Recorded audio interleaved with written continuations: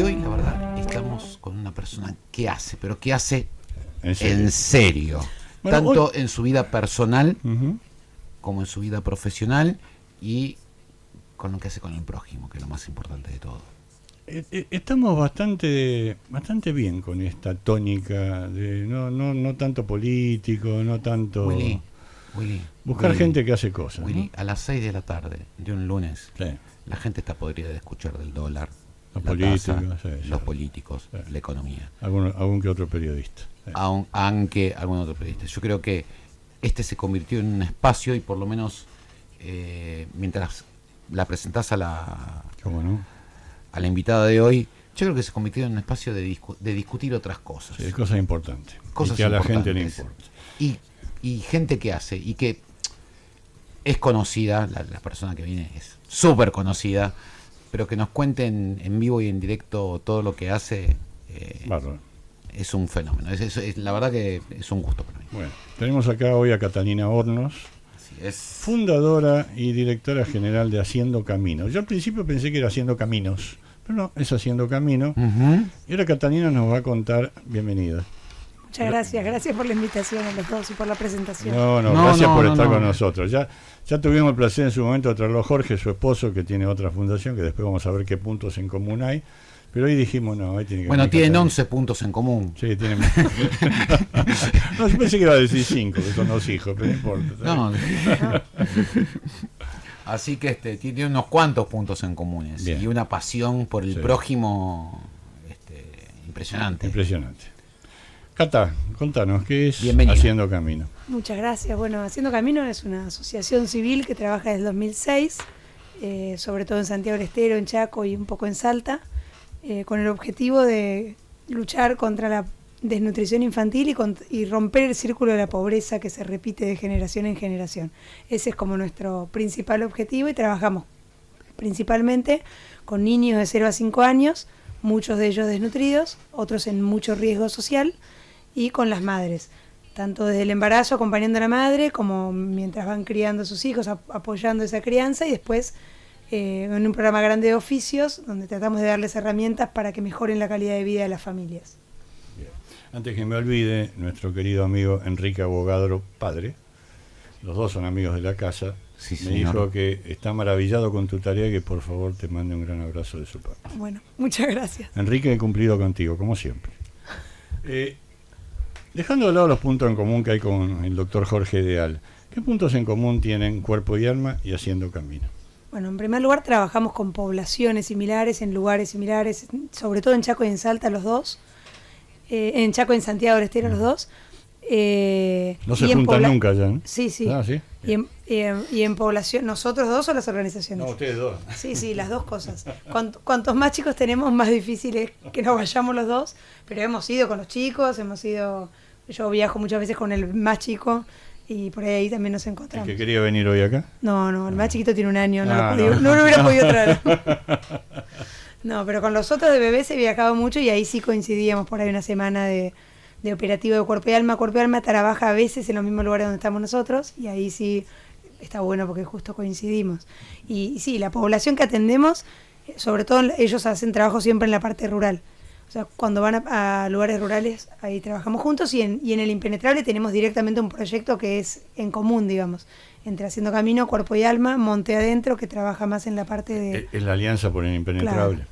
Ahí en la alianza trabajamos directamente en el mismo lugar, pero en muchos lugares nos cruzamos y nos ayudamos, ¿no? Porque ellos nos dan la parte de salud más fuerte a las familias de Haciendo Camino y nosotros identificamos y hacemos después el seguimiento de esos pacientes que se derivaron.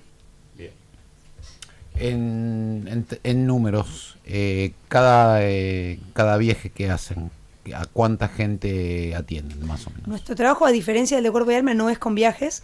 O sea, nosotros tenemos 14 centros fijos que tienen equipos locales que trabajan todos los días de la semana. Son 14 centros con... hoy estamos atendiendo, hoy hicimos justo el número hasta septiembre. Hubo 2.300 chicos que están siendo acompañados a lo largo de este año, ya sea con desnutrición o con alto riesgo social.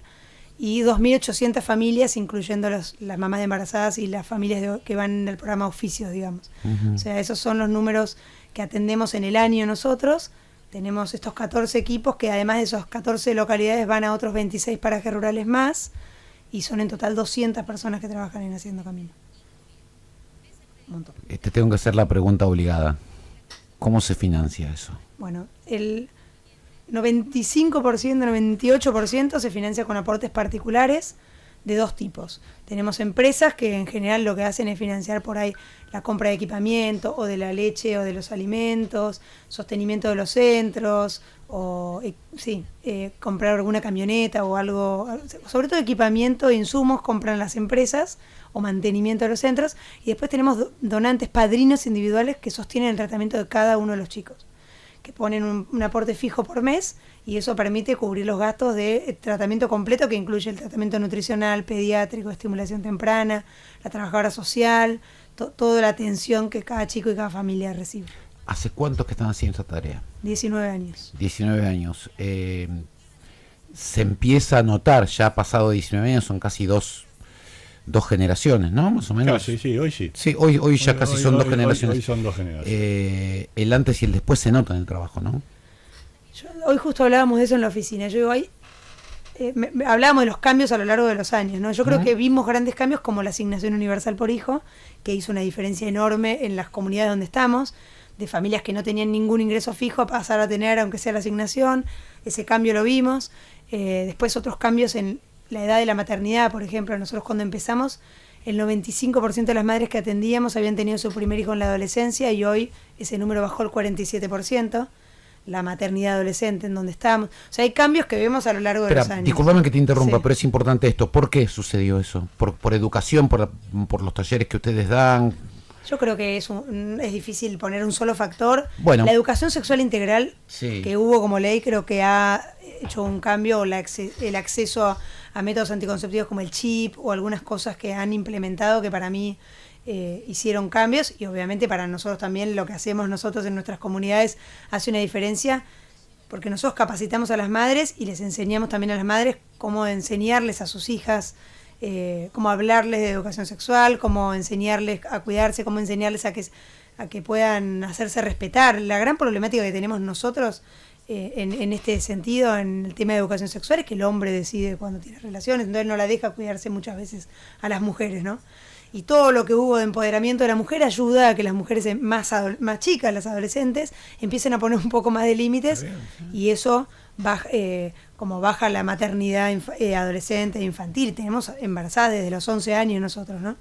De 11, tenemos abuela de 29 que viene con su hijo y con su nieto, o sea, hemos tenido mucho de eso. Ya te digo, hoy el 47% de nuestras madres son adolescentes, que es muchísimo.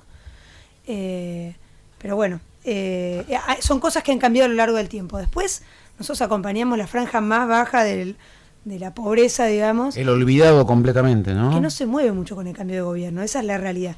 Aunque tengamos 50% de pobreza o 30%, yo estoy en el 10% más bajo que no se suele mover. Obviamente hay familias que hacen la diferencia y nosotros apostamos a eso, a esas familias que empiezan a trabajar, que aprenden un oficio, que después terminan siendo profesores y que empiezan a mejorar de verdad su calidad de vida. Pero en general la población o las localidades donde estamos se mueven poco. O sea, cambian poco porque es pobreza estructural muy arraigada, con caminos que son un desastre, con acceso a la salud muy distante, muy lejana y con mala calidad, con poco especialista, con todas las problemáticas de un nivel educativo muy bajo. Entonces es difícil salir de esa pobreza estructural que lleva tanta generación. Sin embargo, hubiera dicho Galileo, Epur se mueve. Hay una constante que hemos visto con Fernando, tanto como cuando estuvo Jorge, tu esposo, entrevistamos muchísimas veces a Mica Urdines, una genia, con Hambre de Futuro. Vemos que hay una constante en ese mini universo de esta gente que invita y lleva y trata de que sus hijos estudien. Todas, absolutamente todas las madres le preguntás cuál es tu sueño y te dicen que mi hijo pueda estudiar, que sea alguien en la vida, que no sea como yo, que tenga...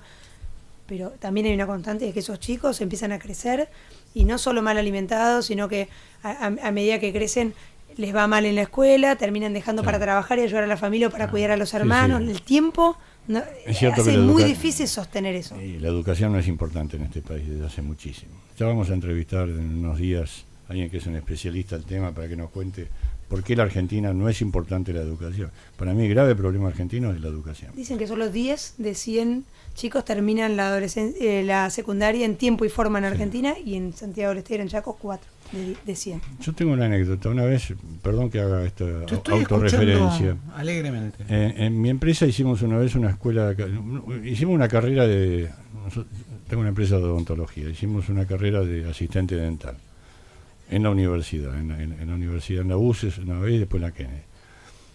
La primera tanda que se recibió, una señora de casi 70 años, que viene y me dice, a mí me temblaron las piernas, me dice: a usted le debo que por primera vez en la familia haya alguien universitario. Esto para mí no tiene precio. Después si puedo hacerme cargo de la carrera, de trabajar con la carrera o no, ese es otro problema, porque usted me cambió la vida.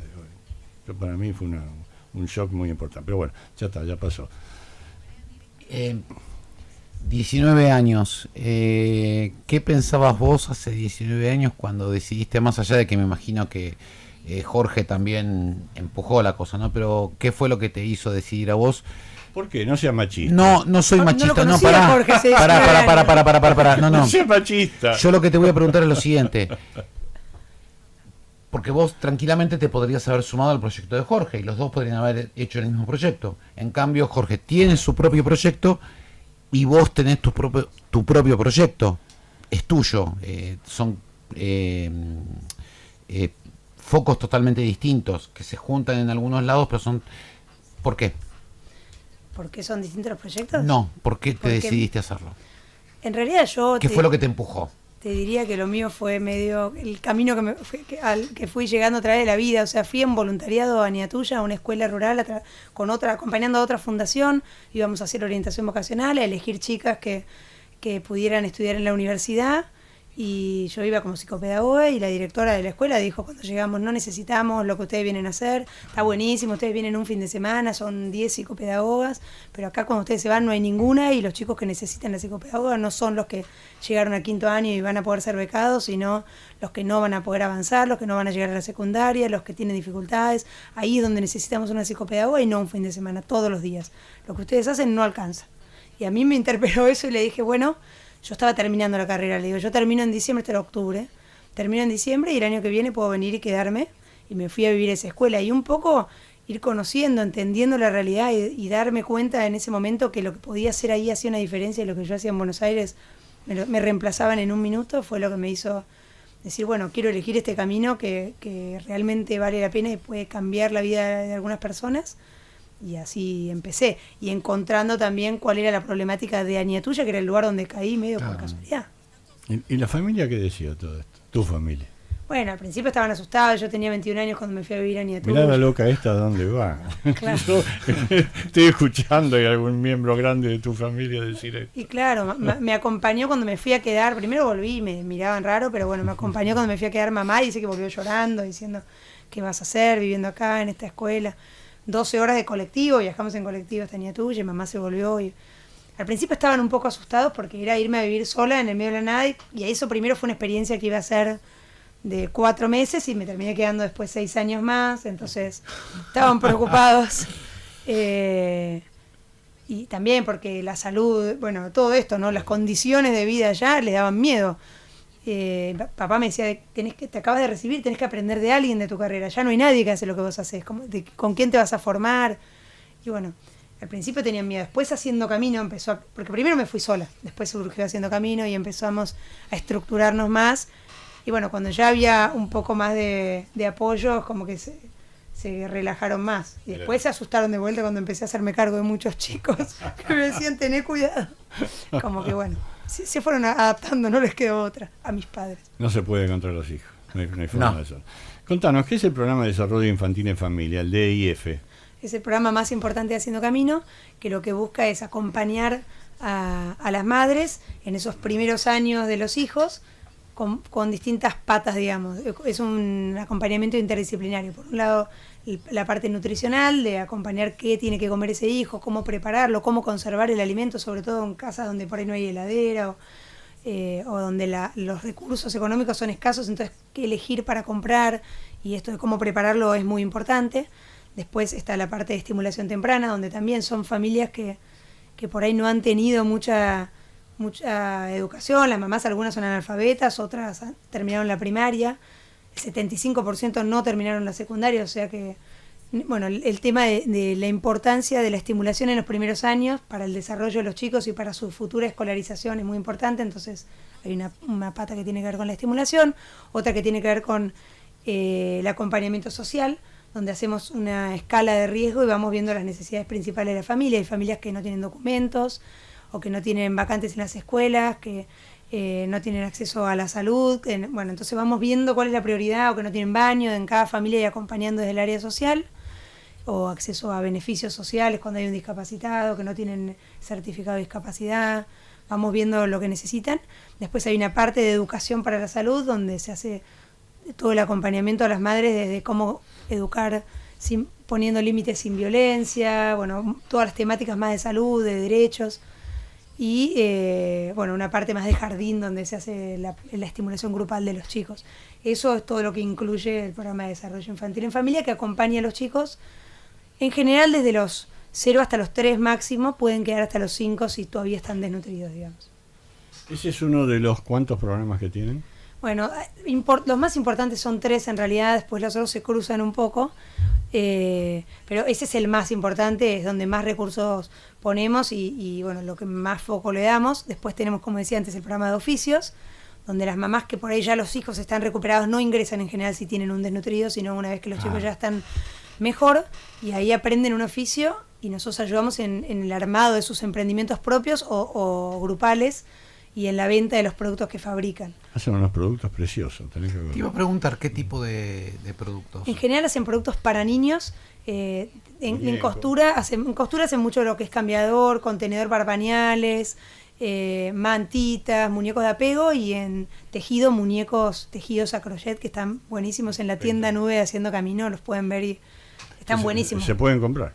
Tienda Nube de Haciendo Camino. Haciendo Camino. Nosotros en un ratito, ahora en unos minutitos, son y 22, vamos a pasar al aire uno de los tantos videos que tienen, que fue a mí el que más me impactó, por eso lo elegí. Pero lamentablemente por un problema con YouTube y el copyright, no podemos pasarlo con la música. Que tiene unas cuantas radios ese problema, así que lamentablemente... Pero lo que vamos a hacer, si Charlie me permite, mientras se va pasando el video, ¿podemos seguir hablando nosotros? Sí. Bien, bueno, eso es medio duro para estas cosas. Y Catalina nos va a ir explicando, viéndolo acá, de qué se tratan las imágenes que estamos viendo. Bien. Yo creo que ahí, yo me noté porque tengo bastantes números. En las zonas donde ustedes trabajan, las dos fundaciones, según el Observatorio de la Deuda Social de la UCA, hay un 75% de las madres que tienen el secundario incompleto, lo que hablábamos hoy de la educación. 72% de los padres posee empleos informales. 97% no tiene cloaca. Y el 54% sufre de una irregularidad alimentaria total. La pregunta del millón es, ¿qué corno hacen los gobiernos porque no pueden solucionar este problema? ¿Por qué siempre los que tienen, no digo tenemos porque yo no lo hago, pero los que tienen que hacer algo son los privados, gente como vos, o como Jorge, o como Mica, que se dedican a dar a conocer esta problemática y ayudarlos, obviamente, no solo dar a conocer? ¿Qué hacen los gobiernos? ¿Alguien alguna vez te dio alguna explicación? Bueno, no sé, yo no estoy en condiciones de juzgar ningún gobierno, no entiendo no nada es juzgar, de política, es saber si hacen algo, te mandan aunque sea, qué sé yo, 5 litros de leche, algo.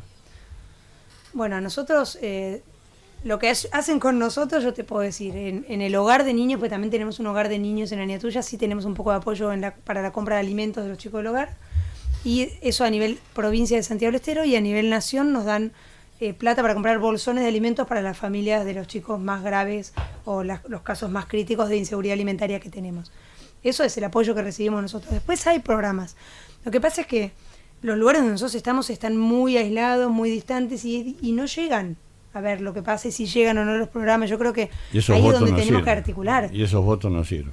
Son poca gente. Claro, es lo que vos decías, la franja más baja es la franja de lo más baja. Entonces, ¿a quién le importa? A ella nomás. Y a Jorge, y a Mica, y por lo menos hay gente que le importa. Gracias a Dios. Gracias a Dios. Sí, perdona que te interrumpí. No, es que no sé bien. O sea, creo que hay muchas políticas que están buenas, pero que no llegan bien hasta los lugares más lejanos y más distantes, y eso es uno de los grandes problemas.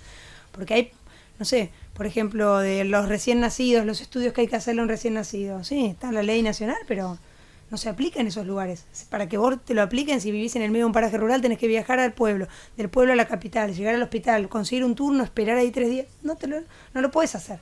Es un derecho al que en realidad no tenés acceso. Y así pasa con todo, ¿no? No sé, estudios ginecológicos, con un montón de cosas que por ley uno debería tener acceso y que en realidad no tenés acceso por los lugares, la distancia de donde vivís, y para llegar, y el costo que tiene llegar y acceder a eso y quedarte a dormir en la capital.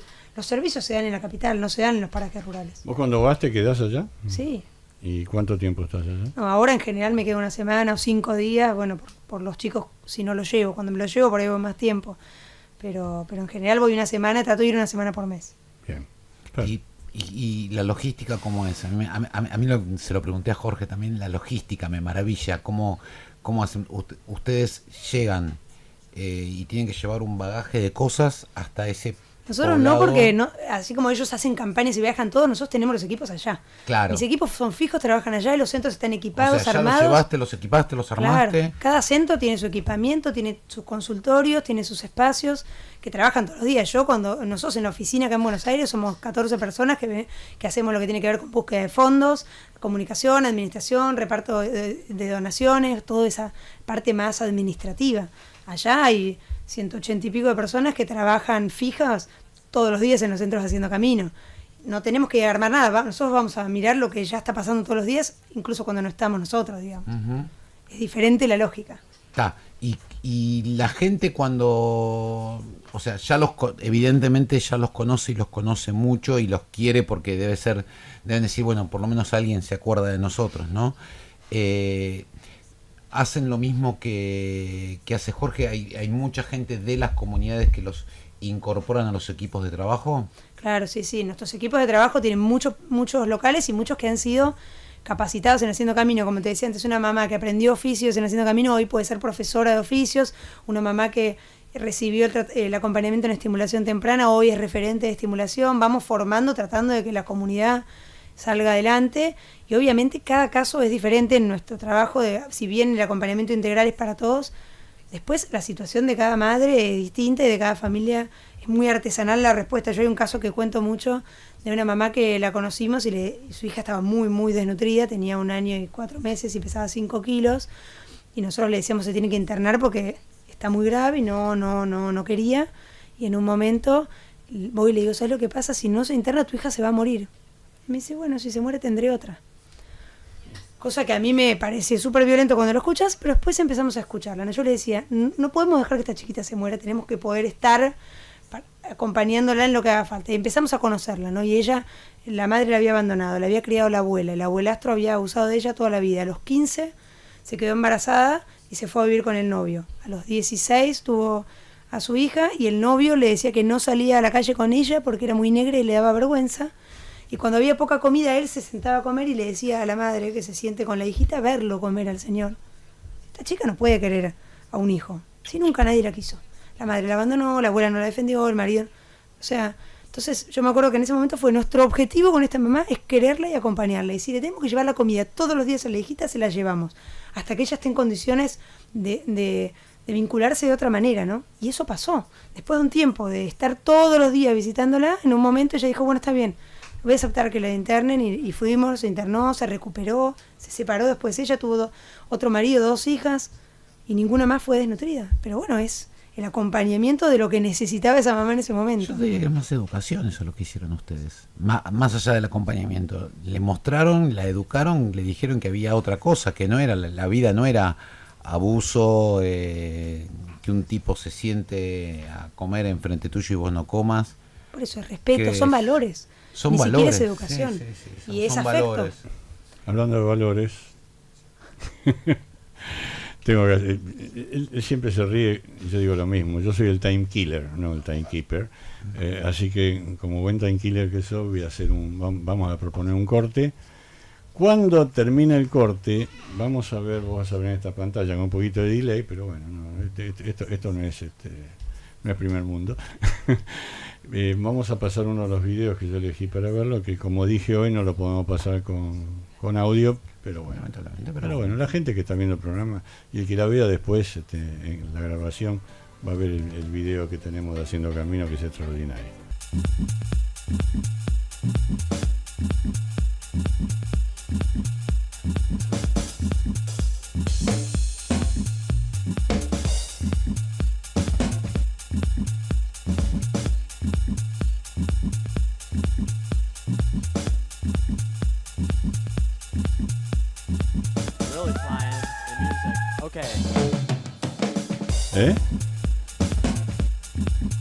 Estamos al aire. En este momento están pasando el video, uno de los videos que yo elegí. Ya lo vas a ver en un segundito acá en la pantalla cuál es. Pero quiero que a medida que vaya pasando el video, va a salir con un poquito de delay. Explícanos un poco, en el momento que lo hicieron, cuál era el sentimiento, la forma, la gente. Porque yo me acuerdo que cuando pasamos uno de los videos de Cuerpo y Alma, yo le preguntaba a Jorge, ¿por qué todo el mundo llora cuando los entrevistaba? Y la gente se emociona, ¿cómo no? Cuando vos tenés una responsabilidad como tienen todos ellos, en este caso, donde depende muchas veces la vida de gente, y de gente que no tiene posibilidades. Que no tienen para defenderse, Willy. No tienen para defenderse. No tienen nadie que los defienda, nadie. Esto, exagerando, nadie puede jugar a ser Dios. Pero me parece que hay una motivación como para hacerlo, ¿o no? Además de lo que se hace.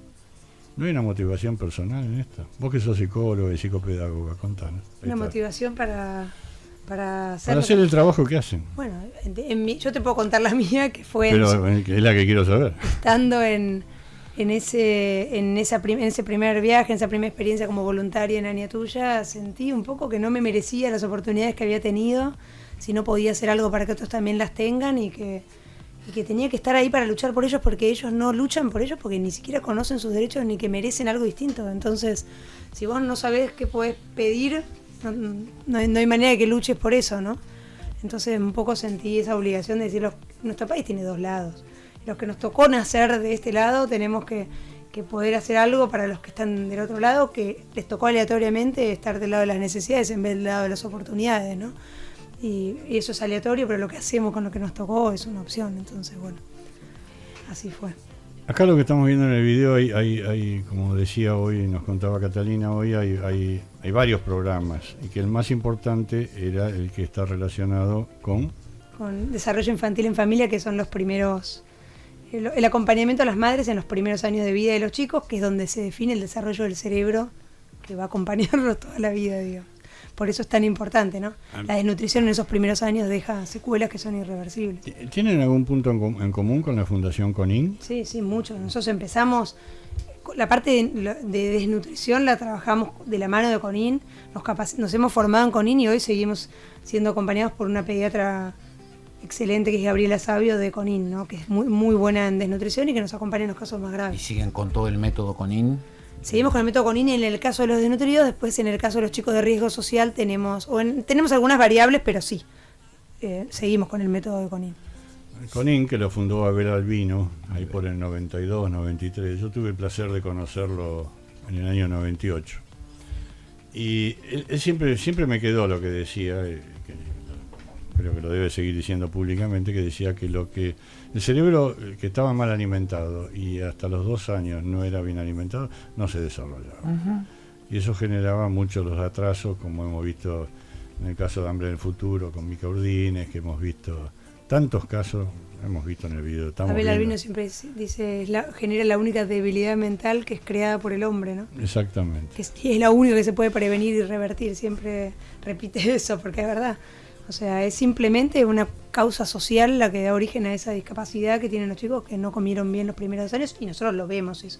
Cuanto más tiempo de desnutrición lleva un chico y cuanto más tempranamente haya iniciado ese cuadro, más difícil es revertirlo, ¿no? Obviamente siempre hay cosas para hacer, pero las consecuencias muchas veces quedan. ¿Cómo se manejaron en la pandemia? Porque esto no puede ser virtual, o sí puede ser virtual. No, seguimos trabajando en la pandemia, los equipos iban casa por casa controlando a los chicos, no hacíamos actividad en los centros ni nada comunitario, pero sí íbamos con el equipo nutricional y estimulación, casa por casa acompañando, entregando leche, alimentos, productos de limpieza también, como que reforzamos lo que entregábamos y trabajamos siempre en las casas. Eso estuvo espectacular en cuanto al vínculo con las familias y todo, éramos los únicos que llegábamos a las casas de las familias. ¿Hubo casos de COVID? Sí, hubo. Hubo muchos casos de COVID y había muy poco respirador y muy mala atención en los hospitales. Obviamente en la parte rural, al haber más distancia, no se daba de la misma manera tanta cantidad de casos juntos, ¿no? Pero sí hubo muchos y tardó muchísimo en volver a la escuela. Creo que fue la provincia que más tardó en abrir las escuelas. Y con una red de escuelas que no es como acá, que los chicos estudiaban por internet, nada, ahí se cerró y chao, punto. No había señal, muchas familias no tenían señal, se iban, si los vieras, se subían a un árbol o a un palo con el teléfono para hacer de antena y tratar de recibir lo que la maestra mandaba en un celular que tenía la familia con poca capacidad. Muchísimos chicos dejaron la escuela en la pandemia, porque bueno, no pudieron darle continuidad para nada durante esos año y medio, no sé cuánto que estuvo cerrado, bastante, no me acuerdo exactamente. ¿Existen escuelas técnicas? Porque nosotros lo que vemos es que hay escuela de oficios. ¿Cuáles son los oficios que más se enseñan? Allá en la escuela técnica hay de la familia agrícola, que es toda la parte agropecuaria, y después hay escuelas técnicas, sobre todo en Aniatuya, en Santiago Capital. Después en los parajes obviamente no hay, pero no sé exactamente. Porque como nosotros trabajamos con primera infancia, no sé bien qué tienen ahí en secundaria, si te soy sincera. Pero nuestros oficios de las mamás sí, enseñamos a las madres costura, tejido, carpintería, peluquería, eso es lo que enseñamos nosotros. Cocina también, gastronomía. Pero después las de secundarias no sé. ¿Y les enseñan a cocinar con las cosas que pueden sembrar, con lo poco que pueden sembrar, conseguir agua? ¿Cómo? Tenemos huertas comunitarias y familiares también que acompañamos. Y también trabajamos, hemos hecho talleres con soja texturizada, que nos donaron por ahí a veces. Nos donan lo que nos donan, nosotros repartimos, hacemos talleres para mejorar la alimentación y mucho de incorporación de fruta, de yogur, eso en los centros lo hacemos también, porque las familias que nosotros acompañamos comen guiso todos los mediodías y a la noche en general no comen, o sea, toman un mate cocido, por ahí una tortilla que sería como un pan con grasa, digamos, y esa es la alimentación, y hay días que no comen. Muchas, más de la mitad de nuestra familia nos dicen que sus hijos no comen todos los días. O sea que trabajamos mucho en esto que decían, en la administración de la plata y también en qué cocinar y cómo cocinarlo y en mejorar la alimentación de esos chicos, no solo que coman, sino que coman algo que sea de calidad. Te hago una pregunta que me sale por lo que yo me dedico. A esos parajes lejanos a los cuales vos te referís, ¿les llega energía eléctrica? No digo gas natural por red porque eso es imposible, pero energía eléctrica, ¿les llega? En algunos sí, en otros no, hay paneles. En algunos hemos puesto paneles nosotros y en otros todavía hay muchas familias que no tienen electricidad todavía, algunas que están colgados o que tienen un panel chiquito y tienen una lamparita.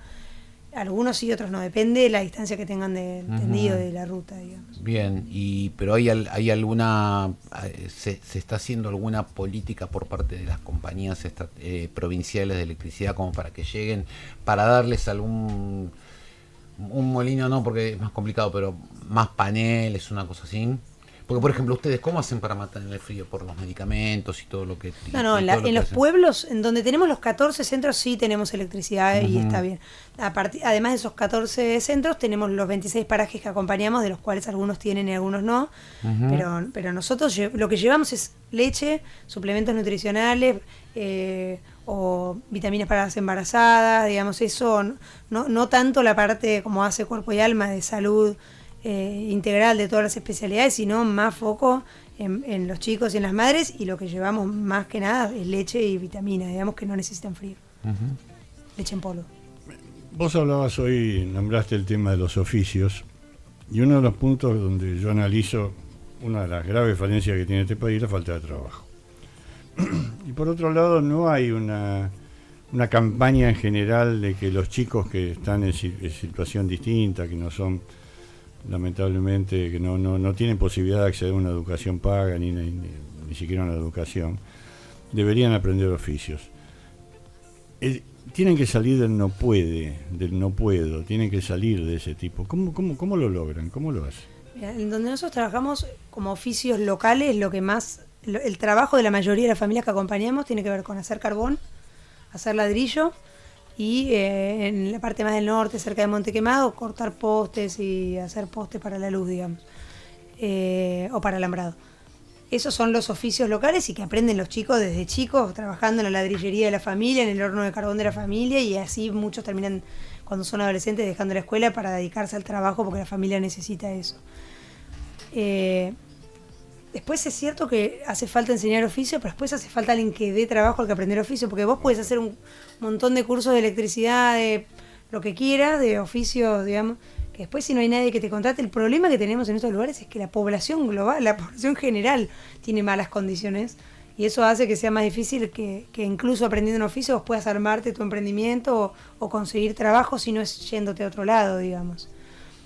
Yo tengo la teoría de que el emprendimiento es la salida en estos lugares, porque o haces un emprendimiento criando animales o de apicultura o haciendo costura, tejido, lo que sea, que vos puedas salir a ofrecerlo a otro lado, al producto que fabricas, porque la población que te rodea no tiene para contratarte ni para comprarte en cantidad, y eso hace difícil salir de la pobreza sin un trabajo que te pague fijo. Acá el de la ladrillería, el del carbón, el de la madera, todos dejan de trabajar cuando llueve y todos dejan de cobrar cuando no trabajan. Claro. O sea, dejan de comer también. Claro. Dependen de la lluvia muchas veces para tener para comer, es así. Es un círculo vicioso, lamentablemente. Bueno, pero salvando la distancia, es un problema que tiene hoy todo el país, el tema de la falta de trabajo en general. Está bien, son situaciones distintas, yo obviamente no las puedo comparar, pero el análisis que uno debería hacer, que hemos hecho en otro programa, es el tema de los impuestos, las cargas tributarias, las cargas, las leyes laborales. Mañana tenemos con Fernando que vamos a hacer una mesa redonda sobre litigiosidad laboral, porque realmente es un tema que, por suerte, a este gobierno es un tema que le interesa y que está decidido a tratar de modificar. Y yo creo que también es lo que pasa en todos lados, porque si vos no tenés métodos para trabajar, estamos hablando de las pymes, que tampoco ni siquiera es este caso, pobre gente. Cuando estás hablando de las pymes tiene exactamente todo ese inconveniente de juicios laborales, de excesos, de falta de transparencia en las actividades que tienen las empresas dedicadas al personal. Ya está, me mandé mi aviso. ¿Cómo conociste a Jorge?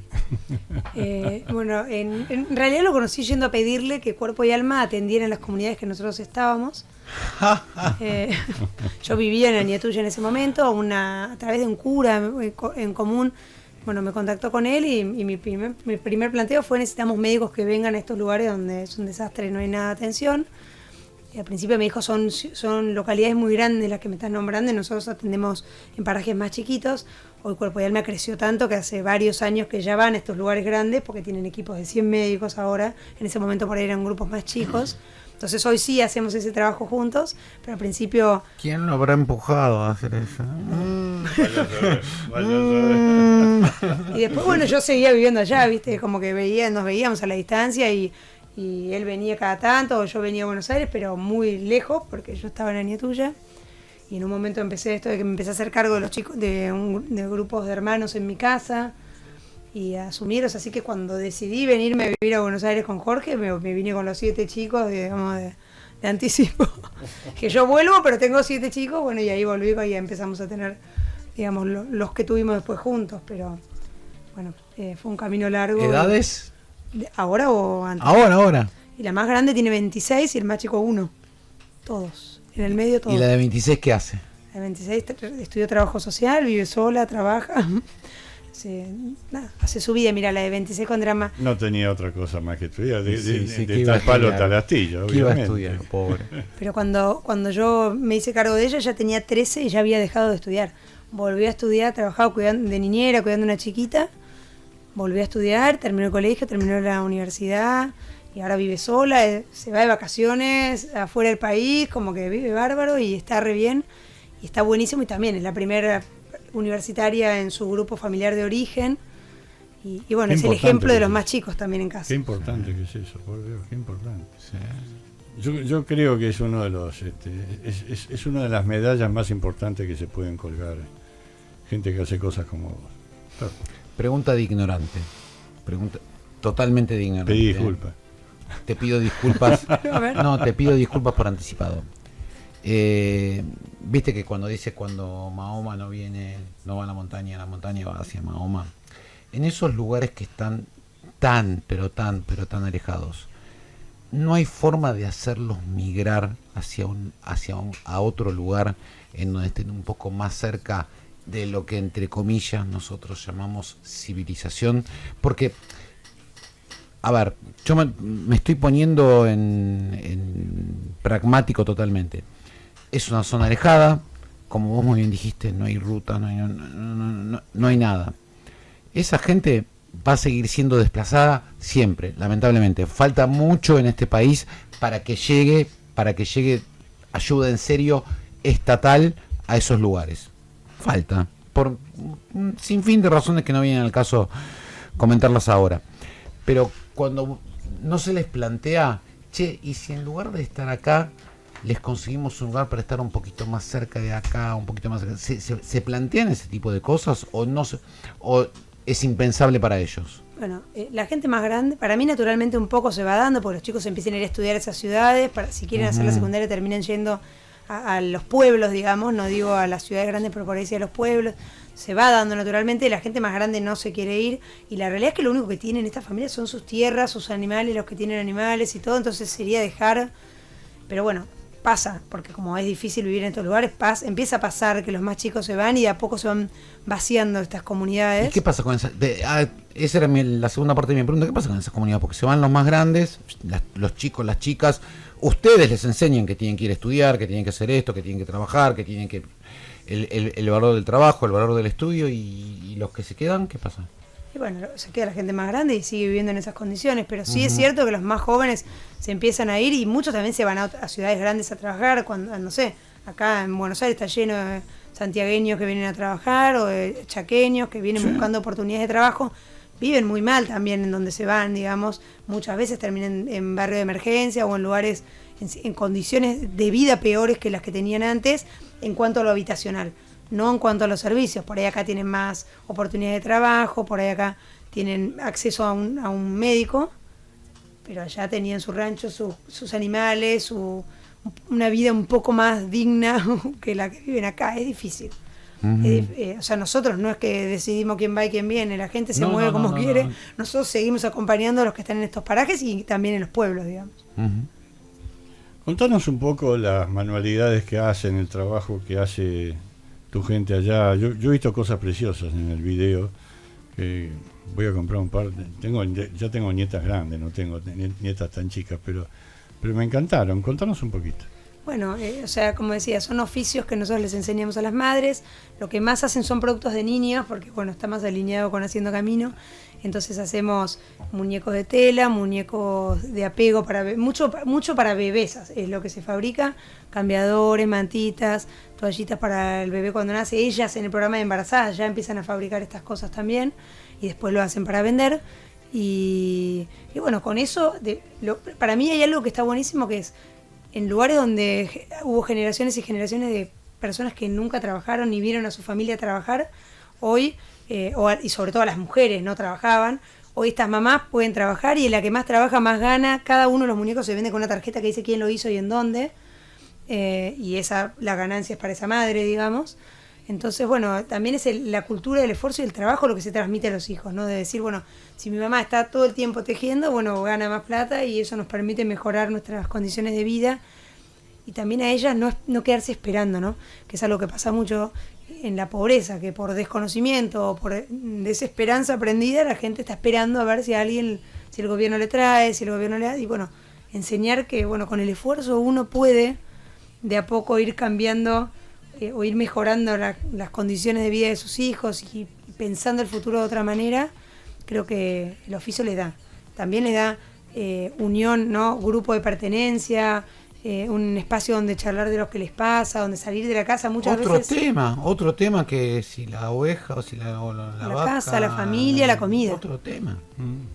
Por eso, es por un lado de lo que es el grupo, porque las madres nuestras, cuando vos haces una encuesta, de lo que más valoran es el grupo.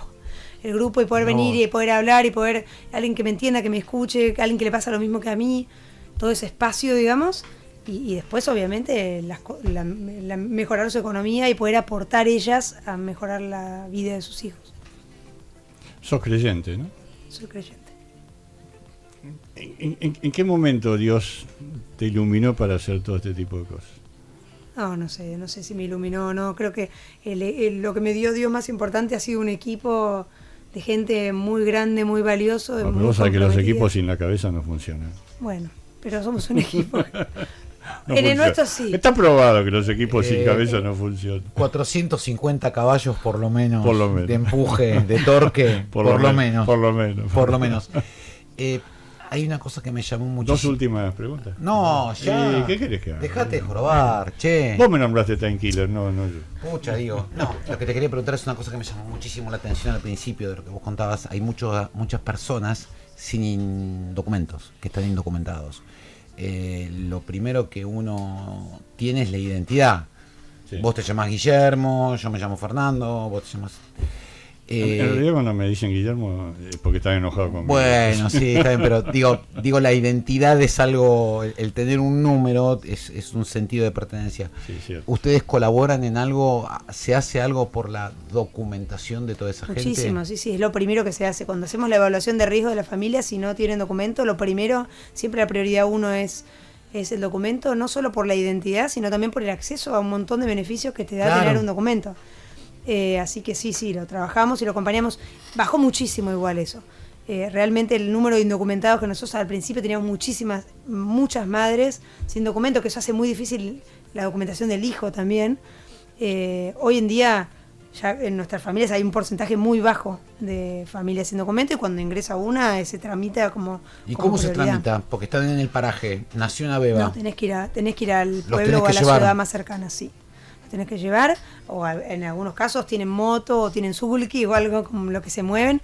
Cada vez más motos hay ahora. Y bueno, sí, ayudarlos a conseguir el turno, por ahí acompañarlos al turno, sobre todo en el caso de las mamás que son analfabetas, que es más difícil para ellas todo, o ahora que hay mucho que es virtual de turno, ¿no? Entonces, bueno, las acompañamos para toda la gestión, para que tengan todas las familias el acceso a los documentos. Mucho pasa también cuando nacen en el paraje, no nacen en un hospital. Entonces ahí no tenés el acta de nacimiento, se hace difícil. Nadie que te certifique que nació esa persona. Pero cada vez pasa menos, cada vez en ese sentido. Bueno, por eso digo, las cosas tienden a lo largo de los años a mejorar. Quizás no, lo están mejorando. No, perdóname, lo están mejorando ustedes. No es que la quiera interrumpir a lo majul, pero. Últimamente. Pero lo están haciendo ustedes eso. Bueno, no es que lo que podemos. Lo están cambiando ustedes. Sí, hay cosas que las vamos cambiando por suerte y también que vamos aprendiendo el camino más fácil o más rápido para resolver los problemas que como son tantas las familias que hemos acompañado, ya aprendemos cómo hacerlo mejor, ¿no? Yo voy a nombrar una frase y después te voy a hacer la última pregunta, si vos no te ofendés. Sí. Si te ofendés, no me importa. No importa. Una frase de Catalina es: donar en haciendo camino no es dar lo que sobra, sino es sembrar lo que falta. ¿Qué le dirías a los que te están escuchando?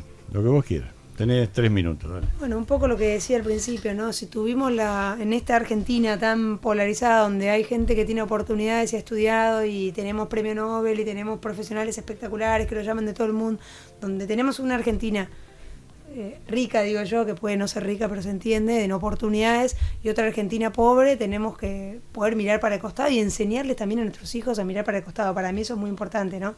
Que somos hermanos, digamos, que somos parte del mismo país y que si no salen adelante, unos no van a salir adelante los otros, pues nunca va a salir adelante nuestro país si tenemos la mitad de los niños siendo pobres, digamos, y más que los pobres tienen un montón de hijos y los ricos tienen cada vez menos, entonces nuestro país va a ser cada vez más pobre si no logramos dar vuelta a esto y que todos tengan oportunidades, ¿no? Creo que, bueno, es una responsabilidad que tenemos que asumir los que tuvimos oportunidades, poder devolverlas y poder comprometernos, aunque sea con una persona, con un niño, con una familia o con una persona que que no haya tenido la misma suerte que nosotros tuvimos, y que también creo que encontrarte con esta realidad y con la pobreza y con las historias y ponerle cara y ponerle historia al problema, digamos, enriquece mucho a las personas. Como vale la pena acercarse, vale la pena conocer, vale la pena entender en vez de juzgar desde lejos, ¿no? Y poder hacer algo por otro, que para mí es lo que le da sentido muchas veces a la vida. Ella habló de tener oportunidad, pero la oportunidad hay que aprovecharla, la oportunidad hay que sembrarla, la oportunidad hay que enriquecerla, y hay que dedicarle amor, porque lo que hace esta mujer es dedicarle amor a toda esa gente. Déjale algo, Jorge, por favor. Voy a intentar. Catalina Hornos, la capa de Haciendo Camino en nuestro programa, está completando un ciclo de entrevistas que estamos mucho más orgullosos de esto que haber entrevistado al presidente de la República. Pero toda la vida. Toda la vida. Cata, te puedo decir, Cata, gracias por estar acá. Gracias a ustedes por invitarme. Aplauso, Charlie, aplauso. Pon el aplausómetro. Vamos a un corte, que ya tenemos a nuestro otro invitado. La despedimos a Cata como corresponde, con todos los honores. Con todos los honores y con todo el agradecimiento. Y con todo el agradecimiento. Muchas Gracias por respeto. Gracias por estar.